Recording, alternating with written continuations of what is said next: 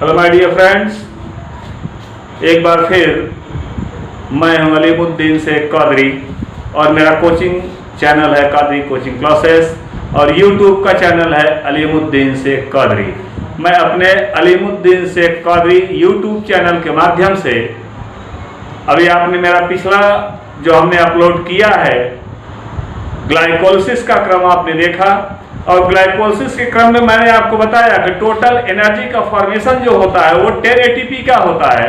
10 ATP में हमने 2 ATP उसको कंज्यूम किया, पहले 2 एटीपी को हमने दे दिया। अगर 2 एटीपी एनर्जी को हमने दे दिया है तो हमारे पास बची कितना है 8 एटीपी। 8 एटीपी जो बची है हमारे पास, उस 8 एटीपी में से हमने 6 ATP nicotinamide adenine dinucleotide phosphate hydrogenase में कन्वर्ट कर दिया, उसमें हमने स्टोर कर दिया। 6 एटीपी हमारा वहां स्टोर हो गया, तो 8 में से 6 आप माइनस करें तो बचा 2 एटीपी। इसलिए जो है ग्लाइकोलिसिस की क्रिया में आपने देखा कि 2 एटीपी नेट गेन एटीपी होता है, जबकि गेन एटीपी टोटल 8 एटीपी होते हैं। तो हम गेन एटीपी को लेकर चलते हैं माइटो जो है ग्लाइकोलिसिस की क्रिया में। ग्लाइकोलिसिस की क्रिया में गेन एटीपी 8 एटीपी हमको मिला हुआ है माय डियर फ्रेंड्स। इसलिए इस टॉपिक को मैं यहाँ पर इंडिकेट कर दे रहा हूँ कि ये ग्लाइकोलिसिस की क्रिया है, ग्लाइकोलिसिस की क्रिया है। अब ग्लाइकोलिसिस की क्रिया में आपने देखा कि हमको 8 एटीपी एनर्जी मिल चुकी है। ग्लाइकोलिसिस की क्रिया में हमको 8 एटीपी एनर्जी मिल चुकी है माय डियर फ्रेंड्स। ग्लाइकोलिसिस की क्रिया का लास्ट प्रोडक्ट होता है, अंतिम उत्पाद होता है 2 मोल पायरुविक एसिड। और 2 मोल पायरुविक एसिड में मैं सिंगल मोल पायरुविक एसिड को लेकर चल रहा हूं। अगर सिंगल मोल पायरुविक एसिड की टोटल एनर्जी हमको पता हो जाए तो हमको 2 मोल पायरुविक एसिड की एनर्जी को निकालने के लिए मल्टीप्लाई 2 ही करना पड़ेगा। उसमें 2 का मल्टीप्लाई कर देंगे, हमारी टोटल एनर्जी निकल जाएगी। सो माय डियर फ्रेंड्स, सबसे पहले आज हम आपको बताएंगे कि क्रेब्स साइकिल जो वायवीय श्वसन है, जिसको हम एरियाबिक रिस्पायरेशन की श्रेणी में जानते हैं, और यह एरियाबिक रिस्पायरेशन की श्रेणी यह एक श्रृंखलाबद्ध रासायनिक श्रेणी होती है। वायवीय जो है रिएक्शन जो होता है, इसका एरियाबिक रिस्पायरेशन जो होता है, क्रेब्स साइकिल का जो एरियाबिक रिस्पायरेशन होता है, यह एक रासायनिक और श्रृंखलाबद्ध रिएक्शन होता है। इसमें चेन कहीं से ब्रेक नहीं करती माय डियर फ्रेंड्स। इसमें जब चेन ब्रेक नहीं करेगी तो एक के बाद एक लगातार इनके क्रम चलते रहेंगे। आपने देखा 10 स्टेप उसमें आपने देखा, वहां से फिर आ जाए यहाँ पर तो 10 से 11, 12, 13, 14, 15, 16, 17, 18, 19, 20, 21 टोटल स्टेप आ गए। कितने? 21 स्टेप आ गए। ग्लाइकोलिसिस और क्रेब्स साइकिल को मिला करके 21 स्टेप का ये रिएक्शन आपको मिला। और ग्लाइकोलिसिस के केस में आपने देखा कि ग्लूकोज का डिकम्पोजिशन हुआ, लेकिन ग्लाइकोलिसिस के केस में कंप्लीट डिकम्पोजिशन ग्लूकोज का नहीं हो पाया। ग्लाइकोलिसिस इसलिए नहीं हो पाया कि ग्लाइकोलिसिस का लास्ट प्रोडक्ट आपने पाया है 2 मोल पायरुविक एसिड। अभी 2 मोल पायरुविक एसिड का भी जो है उसका भी कंबस्शन होना है। अगर उसका भी कंबस्शन होगा तो उसको देखना पड़ेगा कि इसके कंबस्शन से कितनी एनर्जी निकल रही है। अगर सिंगल मोल जो है पायरुविक एसिड के कंबस्शन से हमको एनर्जी मिल जाएगी तो हम आसानी पूर्वक उसमें 2 का मल्टीप्लाई कर देंगे, 2 का मल्टीप्लाई कर देंगे और 2 का मल्टीप्लाई करके टोटल एनर्जी को हम निकाल लेंगे, कंज्यूम कर लेंगे। माय डियर फ्रेंड्स, आप यहाँ पर देखिए ग्लाइकोलिसिस के विषय में मैंने आपको बताया था। हैंस क्रेब नाम के साइंटिस्ट ने सन 1937 में, हैंस क्रेब नाम के वैज्ञानिक ने 1937 में एक विशेष प्रकार की सिट्रिक एसिड साइकिल को बताया। सिट्रिक एसिड साइकिल को बताया था। जो सिट्रिक एसिड साइकिल को बताया उसी को कहा गया सिट्रिक एसिड साइकिल। यहाँ पर देखिए CAC मैंने लिखा है, सिट्रिक एसिड साइकिल। इसी को कहा गया क्रेब्स साइकिल। वैज्ञानिक इसको कहते हैं TCA, ट्राइकार्बोक्सिलिक एसिड साइकिल। तो माय डियर फ्रेंड्स, यहाँ पर जो ट्राइकार्बोक्सिलिक एसिड साइकिल है या सिट्रिक एसिड साइकिल है, इस सिट्रिक एसिड साइकिल में आइए देखते हैं एक एक करके कहाँ पर कितनी एनर्जी का फॉर्मेशन हो रहा है। तो मैंने बताया कि 2 मोल जो पायरुविक एसिड बना और सिंगल मोल पायरुविक एसिड जो होता है, सिंगल मोल पायरुविक एसिड जो होता है वो 3 कार्बन का होता है और 2 मोल पायरुविक एसिड को मिला लेंगे तो 3 कितना हो जाएगा 6 एटीपी। तो 6 कार्बन हो जाएंगे और ये 6 कार्बन आ जाएंगे ग्लूकोज के इक्वल, क्योंकि ग्लूकोज में 6 कार्बन होते हैं। क्लियर हो गया? तो यहाँ पर 2 मोल पायरुविक एसिड जो बना है और 2 मोल पायरुविक एसिड से हमने 1 मोल को लिया। देखिए आप फिगर में ध्यान से देखिएगा, 2 मोल पायरुविक एसिड से हमने 1 मोल पायरुविक एसिड को लिया और यह 1 मोल पायरुविक एसिड जैसे ही एसिटाइल कोएंजाइम A में कन्वर्ट होता है, जैसे ही यह एसिटाइल कोएंजाइम में कन्वर्ट होता है, तुरंत ही इसका NADPH में कन्वर्ट हो जाता है, टूट जाता है, ब्रेक कर जाता है। जब एक बार NADPH में कन्वर्ट हो जाएगा तो 3 ATP एनर्जी रिलीज हो जाएगी my dear friends, through electron transport system within the cristae of mitochondria. Cristae of mitochondria के केस में आपने देखा है, जब NAD से NADPH का फॉर्मेशन होता है तो वहां पर 3 ATP एनर्जी का फॉर्मेशन हो जाएगा। तो 3 ATP एनर्जी जो फॉर्म हो रही है, 3 ATP एनर्जी यहां पर आकर के कंज्यूम हो जाती है। आप यहां देख रहे हैं, एरो के माध्यम से मैंने दिखाया है कि 3 ATP एनर्जी यहां पर आकर के स्टोर हो गई। So my dear friends, NAD nicotinamide adenine dinucleotide और NADPH nicotinamide adenine dinucleotide phosphate hydrogenase. इस तरह से आपने देखा कि यहाँ पर फास्फेट हाइड्रोजिनेज ये रिएक्शन हुआ, और इस रिएक्शन के परिणाम स्वरूप आप ध्यान देंगे कि यहाँ पर वाटर का, मैं आपको रिएक्शन को समझाने चल रहा हूँ, इस एसिटाइल कोएंजाइम में वाटर का एक मॉलिक्यूल आकर के इन्वॉल्व हो जाता है, जल के साथ एक मॉलिक्यूल आकर के क्रिया कर लेता है। जब वाटर का एक मॉलिक्यूल यहाँ से रिएक्शन करता है तो बनाता है सिट्रिक एसिड। जैसे ही सिट्रिक एसिड बनाया, फिर ये वाटर का मॉलिक्यूल रिमूव हो जाएगा, वाटर का मॉलिक्यूल बाहर निकल आएगा। आपने देखा जो वाटर का मॉलिक्यूल निकला लिया गया, वो वाटर का मॉलिक्यूल रिमूव हो गया। क्यों? क्योंकि उसने जो है सिट्रिक एसिड का फॉर्मेशन कर दिया। अब यहाँ पर सिट्रिक एसिड का फॉर्मेशन हो गया, सिट्रिक एसिड बना। सिट्रिक एसिड जैसे ही बना, उसके तुरंत बाद आपने देखा नीचे लिखा गया सिस एकोनिटिक एसिड। सिस एकोनिटिक एसिड, सिस एकोनिटिक एसिड या फिर से 1 मोल जो है वाटर को, यहाँ पर फिर से 1 मोल वाटर को ये ले लेता है और लेकर के बनाता है आइसोसिट्रिक एसिड। आइसोसिट्रिक एसिड जैसे ही बनाएगा, आइसोसिट्रिक एसिड जैसे ही आइसोसिट्रिक एसिड को बनाएगा, बनाते ही यहाँ पर फिर से रिएक्शन स्टार्ट हो जाएगा और एक बार फिर रिएक्शन चलेगा NAD से NADPH में। तो NAD से NADPH में चला तो फिर आपने देखा कि यहाँ पर 3 ATP एनर्जी रिलीज हो गई, और जो ये 3 ATP एनर्जी रिलीज हुई माय डियर फ्रेंड्स, आपने देखा कि इलेक्ट्रॉन ट्रांसपोर्ट सिस्टम के थ्रू 3 ATP एनर्जी आई, और ये 3 ATP एनर्जी कहां पर आ रही है, ये आकर के स्टोर हो रही है। तो 3 ATP एनर्जी यहां से स्टोर हो गई और दूसरी 3 ATP एनर्जी यहां से स्टोर हो गई। ध्यान दीजिएगा, पहला चला है पायरिक एसिड से, आया है एसिटाइल कोएंजाइम ए में। एसिटाइल कोएंजाइम ए में आने के बाद जो है सिट्रिक एसिड का फॉर्मेशन हुआ। सिट्रिक एसिड के फॉर्मेशन के बाद सिस एकोनिटिक एसिड का फॉर्मेशन हुआ। सिस एकोनिटिक एसिड के फॉर्मेशन के बाद आइसोसिट्रिक एसिड का फॉर्मेशन हुआ। आइसोसिट्रिक एसिड के फॉर्मेशन के बाद आपने देखा कि यह ब्रेकडाउन किया NAD से NADPH में, और यहाँ पर NADPH प्लस H+ हाइड्रोजन जो प्रोटॉन के रूप में बाहर निकलेगा, जो रिएक्टिविटी को, क्रियाशीलता को ज्यादा से ज्यादा एक्साइट कर देता है। इसके बाद यहाँ पर कोएंजाइम ए मिल जाते हैं, COA बोला जाता है, कोएंजाइम ए बोला जाता है। COA का मतलब होता है कोएंजाइम ए। यहाँ पर जैसे आर्जेलोसक्सिनिक एसिड बना, तो आर्जेलोसक्सिनिक एसिड बना तो कोएंजाइम ए के साथ ये रिएक्शन कर लिया, विक्रिया कर लिया। जैसे कोएंजाइम ए के साथ रिएक्शन किया है, आप ध्यान देंगे कि यहाँ से एक कार्बन का CO2 के रूप में एक कार्बन को जो है बाहर निकाल दिया इसने।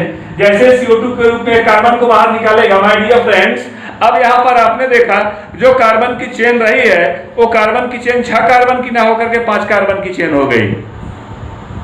तो अगर यहाँ पर हम एसिटाइल कोएंजाइम ए को लेते हैं या सिट्रिक एसिड को लेते हैं, तो ये 3 कार्बन की चेन होती है। चूंकि पायरुविक एसिड 3 कार्बन की चेन होती है, तो इस तरह से आपने देखा 3 कार्बन की चेन है। एसिटाइल कोएंजाइम में 2 कार्बन होते हैं, एसिटाइल कोएंजाइम में 2 कार्बन होते हैं। उसके बाद आपने देखा सिट्रिक एसिड में माय डियर फ्रेंड 6 कार्बन होते हैं, और उसके बाद फिर आपने देखा कि सिस एकोनिटिक एसिड में भी 6 कार्बन होते हैं, सिस एकोनिटिक एसिड में भी 6 कार्बन होते हैं। अब फिर यहाँ से एक कार्बन निकल गया तो बचा कितना कार्बन, 5 कार्बन यहाँ पर बच रहे हैं माय डियर फ्रेंड्स। जब यहाँ पर 5 कार्बन बच रहे हैं, तो 5 कार्बन बचने के बाद, 5 कार्बन बचने के बाद क्या बचता है, alpha ketoglutaric acid. My dear friends यहाँ पर देखिएगा, NAD से NADPH का फॉर्मेशन हो गया। जैसे NAD से NADPH का फॉर्मेशन हुआ, 3 ATP एनर्जी जो है यहाँ से रिलीज हो गई।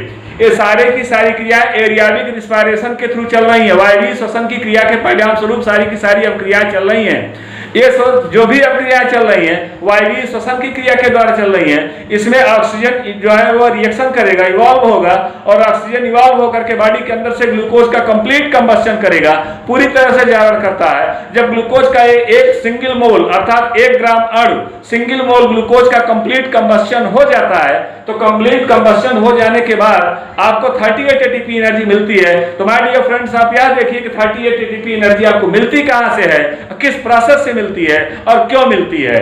इसमें ढेर सारे एंजाइम एक्टिविटीज हैं जो पार्टिसिपेट करते हैं, भाग लेते हैं। तो जैसे सिस एकोनिटेज एंजाइम, जो सिस एकोनिटेज एंजाइम है वो जो है सिट्रिक एसिड के रूप में आ गया, और आइसोसिट्रिक एसिड में आइसोसाइट्रेट एंजाइम आता है। इस तरह से ऑक्सैलोसक्सिनिक एसिड का फॉर्मेशन जो हुआ, यहाँ पर अल्फा कीटोग्लूटारिक एसिड का जो है alpha ketoglutaric acid dehydrogenase enzyme आ गया। तो यहाँ पर अल्फा कीटोग्लूटारिक एसिड में डिहाइड्रोजिनेज एंजाइम आ गया, और अल्फा कीटोग्लूटारिक एसिड में डिहाइड्रोजिनेज एंजाइम के आ जाने से आपने देखा कि यह किस प्रकार का जो है टॉपिक जो है क्लियर कर रहा है। जैसे ही अल्फा कीटोग्लूटारिक एसिड का फॉर्मेशन हुआ, अल्फा कीटोग्लूटारिक एसिड का फॉर्मेशन हुआ, तो वहां पर फिर से आपने देखा कि NADPH में कन्वर्ट हो गया। जैसे NADPH में कन्वर्ट हो गया, और जैसे NADPH में कन्वर्ट हो गया, तो आपने देखा कि फिर से यहाँ पर 3 ATP एनर्जी इनलार्ज हो गई, और यहाँ पर फिर से जो 3 ATP एनर्जी इनलार्ज हुई, ये 3 ATP एनर्जी जो है यहाँ पर फिर से मिल गई। आपने देखा 3 ATP यहाँ से मिली, 3 ATP यहाँ से मिली, 3 ATP यहाँ से मिली, कितना हो गया टोटल 3 मींस 9 ATP एनर्जी अब तक आपको मिल चुकी है। फिर से देखिएगा, पायरुविक एसिड से आया एसिटाइल कोएंजाइम है, फिर सिट्रिक एसिड, फिर सिस एकोनिटिक एसिड, फिर आइसोसिट्रिक एसिड से फिर आया अल्फा ऑक्सैलोसक्सिनिक एसिड से आया alpha ketoglutaric acid. My dear friends, जो अल्फा कीटोग्लूटारिक एसिड आ रहा है, अल्फा कीटोग्लूटारिक एसिड जो आ रहा है, या अल्फा कीटोग्लूटारिक एसिड या 5 कार्बन की चेन आ रही है, और 5 कार्बन की चेन आने के बाद आप देख सकते हैं कि यहाँ पर फिर से एक बार जो NAD से NADPH का फॉर्मेशन हो रहा है। जैसे NAD से NADPH का फॉर्मेशन होता है, फिर से 3 ATP एनर्जी रिलीज हो जाती है। उसके बाद आप देखिए ध्यान से, यहाँ पर फिगर में दिखाया गया है succinyl coenzyme A। Succinyl coenzyme A या सक्सिनेट एंजाइम की उपस्थिति में जब डिकम्पोज करता है तो GDP से GTP का फॉर्मेशन कर देता है। GDP का मतलब होता है ग्वानोडीन ट्राइफॉस्फेट। ग्वानोडीन ट्राइफॉस्फेट से जब ग्वानोडीन डाइफॉस्फेट बनाएगा तो 1 ATP एनर्जी यहाँ से रिलीज होगी। तो 1 ATP आपको एनर्जी यहाँ से मिल गई। कहां से मिल गई? सक्सिनिल कोएंजाइम A से सक्सिनिक एसिड में। सक्सिनिल कोएंजाइम A से सक्सिनिक एसिड के बनने में आपको 1 ATP एनर्जी मिली, और जब सक्सिनिक एसिड बन गया तो सक्सिनिक एसिड के बनने में फिर अगला टॉपिक चल रहा है आपका, जो फ्यूमेरिक एसिड बन रहा है। सक्सिनिक एसिड जैसे फ्यूमेरिक एसिड बनाता है, वैसे ही FID से FIDPH2 का फॉर्मेशन कर देता है। या इसको लिखते हैं, इस तरह से लिखते हैं FIDPH प्लस H+। ध्यान रहे, FIDPH प्लस H+। तो यहाँ पर जो FIDPH प्लस H+ लिखते हैं, ये FIDPH2 लिखते हैं, तो FID का फुल फॉर्म मान लीजिए क्या होता है, फेल्विक एडेनिन डाइन्यूक्लियोटाइड। FID का फुल फॉर्म होता है फेल्विक एडेनिन डाइन्यूक्लियोटाइड, और जब इसका फॉर्मेशन करेगा तो flavin adenine dinucleotide phosphate hydrogenase. My dear friends, ये flavin adenine dinucleotide phosphate hydrogenase का जब फॉर्मेशन होता है, चूंकि NAD के बाद FID का फॉर्मेशन होता है, NAD से FID के बनने में 1 ATP एनर्जी लॉस हो जाती है। इसीलिए जहां पर NAD से 3 ATP एनर्जी आपको मिल रही थी, वहां पर FID से आपको कितना मिलेगी? ओनली 2 ATP एनर्जी मिलेगी। क्यों? क्योंकि NAD से 3 ATP मिलती है, तो FID से 2 ATP मिलेगी। रीजन उसका NAD के कन्वर्जन के बाद FID बनता है, इसलिए FID से आपको 2 ATP एनर्जी यहाँ पर मिल जाएगी। क्लियर हो गया? अब आगे चलते हैं। फ्यूमेरिक एसिड से फिर आपने देखा मैलिक एसिड का फॉर्मेशन हुआ। जैसे ही फ्यूमेरिक एसिड से मैलिक एसिड का फॉर्मेशन हुआ तो मैलेट एंजाइम यहाँ पर पार्टिसिपेट करता है, भाग लेता है। जैसे ही मैलेट एंजाइम भाग लेता है, वहां पर फिर से एक बार रिएक्शन को ब्रेक डाउन करता है, रिएक्शन को चेन को ब्रेक करता है, तोड़ता है, और तोड़ने के बाद या NAD से NADPH प्लस H+ अर्थात निकोटीनामाइड एडेनिन डाइन्यूक्लियोटाइड से nicotinamide adenine dinucleotide phosphate hydrogenase का फॉर्मेशन कर देता है, और एक बार फिर 3 ATP एनर्जी यहाँ पर मिल जाती है। तो माय डियर फ्रेंड्स, आप लोगों ने अभी तक देखा यहाँ पर कि 3 एटीपी एनर्जी यहां से मिल गई और फिर ऑक्सैलोसक्सिनिक एसिड का फॉर्मेशन किया। जैसे ही ऑक्सैलोसक्सिनिक एसिड का फॉर्मेशन हो जाता है, ऑक्सैलोसक्सिनिक एसिड के फॉर्मेशन के बाद फिर से यह जो है बना लेता है एसिटाइल कोएंजाइम ए, अर्थात एसिटाइल कोएंजाइम ए से ये साइकिल चली थी और फिर एसिटाइल कोएंजाइम ए पर आकर के साइकिल ब्लॉक हो गई, अर्थात इसका एक चक्र जो है यहां पर आकर के पूरा हो गया। जब इसका एक चक्र इसका पूरा हो गया तो यह चक्र माइटोकॉन्ड्रिया की क्रिस्टी में एनएडी का चक्र, एनएडी से एनएडीपीएच के बनने का चक्र माइटोकॉन्ड्रिया की क्रिस्टी के अंदर होता है, इसीलिए इसको ईटीएस कहा गया, इलेक्ट्रॉन ट्रांसपोर्ट सिस्टम बोला गया इसको।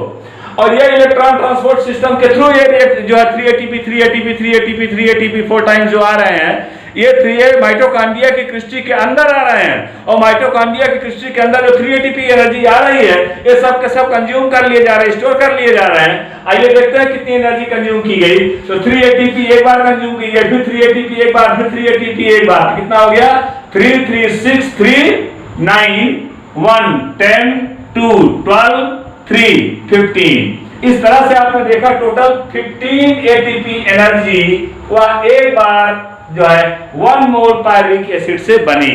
अगर आपको 2 मोल पायरुविक एसिड मिला है ना हमको ग्लाइकोलिसिस के प्रोडक्ट से, एट लास्ट प्रोडक्ट ग्लाइकोलिसिस का हमको 2 मोल पायरुविक एसिड मिला है, और जो 2 मोल पायरुविक एसिड मिला है जिसमें सिंगल मोल पायरुविक एसिड का मैंने रिएक्शन फिर बताया है। अगर सिंगल मोल पायरुविक एसिड से 15 एटीपी मिलता है तो अगर हमको 2 मोल पायरुविक एसिड का लेना है तो हमको मल्टीप्लाई 2 करना होगा, यह हो जाएगा 30 ATP energy. My dear friends, अब ग्लूकोज से के कंप्लीट कंबस्शन से रिलीज होने वाली टोटल एनर्जी को जोड़ लीजिए। 8 एटीपी ग्लाइकोलिसिस से आई और 30 एटीपी आ गई क्रेब्स साइकिल से। तो 30 एटीपी जो क्रेब्स साइकिल से आई और 8 एटीपी जो ग्लाइकोलिसिस से आई, इन दोनों को हम ऐड कर देते हैं, टोटल हो जाता है 38 एटीपी। क्लियर हो गया? अब यहाँ पर कोई क्वेश्चन जो आपको राइज करने का टॉपिक नहीं बनता है कि 38 एटीपी एनर्जी आई कहां से। My dear friends, 38 ATP energy जो आ रही है, जो 38 एटीपी एनर्जी इसको मिल रही है, वह 38 एटीपी एनर्जी इसको कहां से मिल रही है?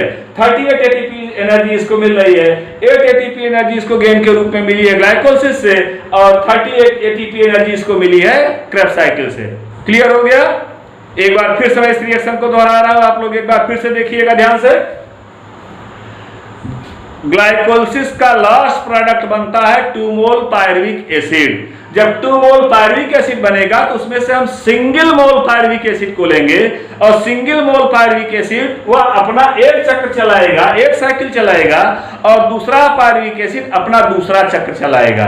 जो एक चक्र चल रहा है पहले हम उसकी एनर्जी का आकलन करेंगे, फिर उसकी एनर्जी में 2 का मल्टीप्लाई कर देंगे तो हमको टोटल एनर्जी मिल जाएगी ग्लाइकोल जो है क्रेब्स साइकिल की।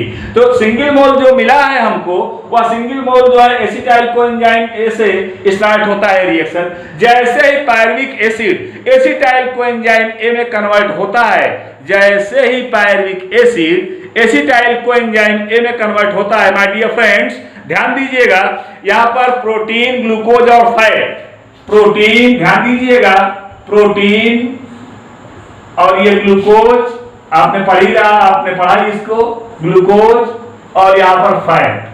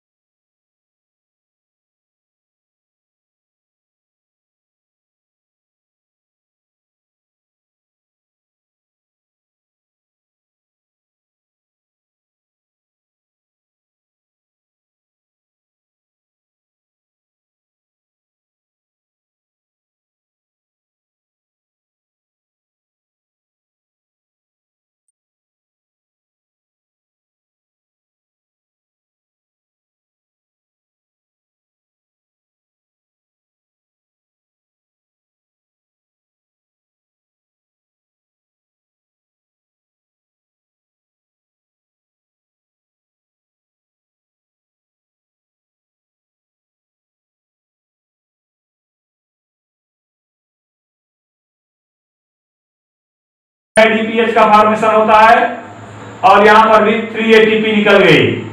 अब आपने देखा 3 टाइम, 1 टाइम, 2 टाइम, 3 टाइम, 3 बार हो गया।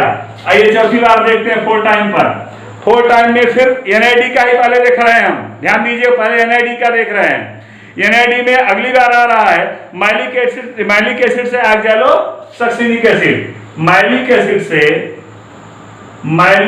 से ऑक्सैलोसक्सिनिक एसिड, ऑक्सैलोसक्सिनिक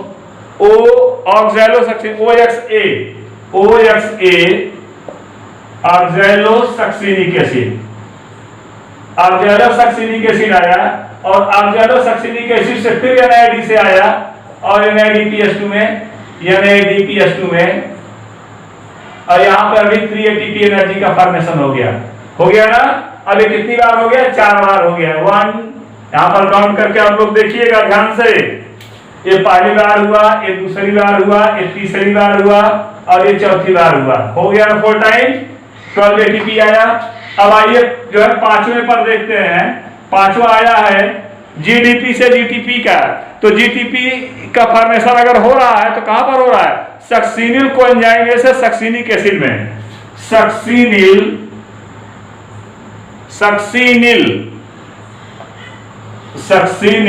कोएंजाइम ए से सक्सिनिक एसिड,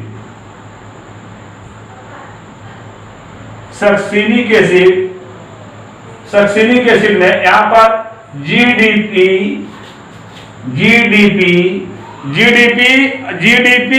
जो है वो GDP मीन्स होता है ग्वानोडीन डाइफॉस्फेट, ध्यान दीजिएगा। GDP से होता है ग्वानोडीन डाइफॉस्फेट, GDP से बनाएगा GTP, ग्वानोडीन डाइफॉस्फेट सिंगल मोल ATP। और दूसरा है 5वें के बाद 6वां स्टेप आता है इसका, लास्ट का स्टेप आता है इसका, जो जहां पर 2 ATP एनर्जी का फॉर्मेशन होगा। सक्सिनिक एसिड से आता है फ्यूमेरिक एसिड, सक्सिनिक एसिड से आता है फ्यूमेरिक एसिड आएगा और यहां पर FAD की चेन चलेगी और FADPH2 ADPH2 यहां पर 2 ATP। अब आप जोड़ लीजिए टोटल 3 ये 3 ATP यहाँ पर, 3 ATP यहाँ पर, 3 ATP यहाँ पर, 3 ATP यहाँ पर, 4 टाइम हो गए ना। 12, 1, 13 to 15 ATP, यहाँ पर 15 ATP एनर्जी का फॉर्मेशन हो गया। माय डियर फ्रेंड्स, जो ये 15 ATP एनर्जी का फॉर्मेशन हुआ है, लास्ट में आप देख रहे हो जो 15 ATP एनर्जी का फॉर्मेशन हुआ है, या 15 ATP एनर्जी कहां से फॉर्म हुई है? ये 15 ATP एनर्जी सिंगल मोल पायरुविक एसिड के कंप्लीट कंबस्शन से फॉर्म हुई है। और इसी प्रकार से ग्लाइकोलिसिस का लास्ट प्रोडक्ट है 2 मोल पायरुविक एसिड। अगर 2 मोल पायरुविक एसिड है माय डियर फ्रेंड्स, तो ऑलरेडी मैं यहां पर मल्टीप्लाई 2 करूंगा और यह आ जाएगा टोटल 30 ATP। 30 ATP आ गया। अब आप देखिए कि 30 ATP यहां से आया, अब 30 ATP आ गए आपको, 30 ध्यान से सुनिएगा, 30 ATP आपको मिल गए किससे? ग्लाइक जो है क्रेब्स साइकिल से, प्लस 1 ATP आपको मिल गया किससे? 1 ATP आपको मिल गया ग्लाइकोलिसिस से और ये क्रेब्स साइकिल से मिला। ये किससे मिला? क्रेब्स साइकिल से मिला और ये ग्लाइकोलिसिस से मिला। ध्यान दीजिएगा, ग्लाइकोलिसिस से टोटल हो गया 38 ATP एनर्जी। यह टोटल हिसाब हो गया, या मैंने टोटल कैलकुलेशन करके आपको समझा दिया कि किस प्रकार से 38 ATP एनर्जी का फॉर्मेशन होता है। तो आइए एक बार फिर मैं आपको बता दूं, मैं अलीमुद्दीन शेख कौदरी अपने कौदरी कोचिंग क्लासेस के माध्यम से और अपने YouTube चैनल अलीमुद्दीन शेख कौदरी के माध्यम से मैंने अभी आपको ग्लाइकोलिसिस माने रिस्पायरेशन के दोनों स्टेप, ग्लाइकोलिसिस और क्रेब्स साइकिल, हमारे पार्ट 1 में आपने ग्लाइकोलिसिस को देखा है और पार्ट 2 हमारा जो आज हम अपलोड करें, कल अपलोड करेंगे इसको या आज रात में ही अपलोड कर देंगे।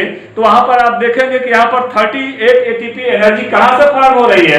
जो 38 ATP एनर्जी का फॉर्मेशन हो रहा है वो एनर्जी का फॉर्मेशन इस प्रकार से हो रहा है। तो आपने देखा कि ये एनर्जी का फॉर्मेशन हुआ है। और इस प्रकार से सिंगल मोल जो है ग्लूकोज से 1 मोल कहा जाता है 1 ग्राम अणु को।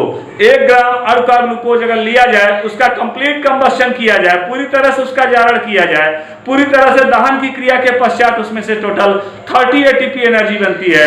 क्योंकि वो 2 मोल में कन्वर्ट होता है पायरुविक एसिड में, और जो 30 एटीपी एनर्जी बनती है वो 30 एटीपी एनर्जी हुआ और 8 एटीपी एनर्जी ग्लाइकोलिसिस की। टोटल हम कंज्यूम जो है जोड़ देते हैं, ऐड कर देते हैं, तो टोटल एनर्जी हमारी आ जाती है 38 एटीपी। माय डियर फ्रेंड्स, इस तरह से आपने ग्लाइकोलिसिस को भी देखा और क्रेब्स साइकिल को भी देखा, और हमारा रिस्पायरेशन का क्रिया इस तरह से यहाँ पर समाप्त होती है। और अगर कहीं पर आपको समझ में ना आए तो माइटोकॉन्ड्रिया की क्रिस्टी, जब मैं माइटोकॉन्ड्रिया पढ़ा रहा था तो आपने माइटोकॉन्ड्रिया की क्रिस्टी को देखिएगा, वहां पर माइटोकॉन्ड्रिया का मेरा लेसन देखिएगा।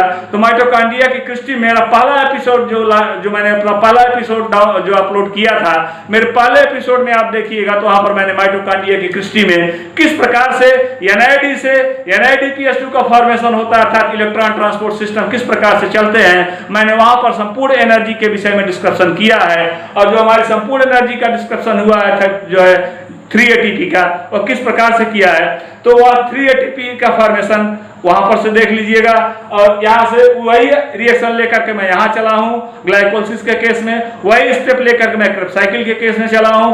तो इस तरह से ग्लाइकोलिसिस और क्रेब्स साइकिल दोनों, एक एनाएरोबिक रिस्पायरेशन, दूसरा एरोबिक रिस्पायरेशन। ग्लाइकोलिसिस एनाएरोबिक रिस्पायरेशन रहा है, किसी किसी केस में एरोबिक भी हो जाता है। क्रेब्स साइकिल पूरी तरह से एरोबिक रिस्पायरेशन है, वायवीय श्वसन है। तो वायवीय श्वसन जो होता है मुख्यतया हमारी प्रत्येक कोशिकाओं में पहुंचता है, और प्रत्येक कोशिकाओं से वह ऊर्जा का जारण करता है, ग्लूकोज का जारण करता है। और ग्लूकोज के जारण के पश्चात चूंकि ग्लाइकोलिसिस की क्रिया चल चुकी होती है, उसके बाद क्रेब्स साइकिल की क्रिया चलती है। तो ग्लाइकोलिसिस की क्रिया के बाद जो क्रेब्स साइकिल की क्रिया चलती है, क्रेब्स साइकिल से वहां पर जो है 15 ATP का फॉर्मेशन होता है सिंगल मोल पायरुविक एसिड से। इस प्रकार से 2 मोल पायरुविक एसिड जब चलेंगे तो 30 ATP एनर्जी का फॉर्मेशन हो जाएगा। आपने देखा किस प्रकार से टोटल 38 ATP एनर्जी फॉर्म हो जाएगी।